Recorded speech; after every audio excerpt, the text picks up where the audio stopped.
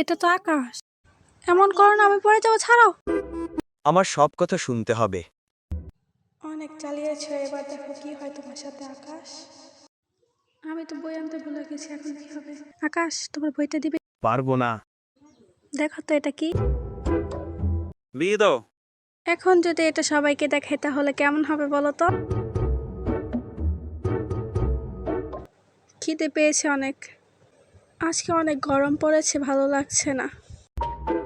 Madam, আপনার জন্য কার বুক করেছি, আপনি বাড়িতে যান।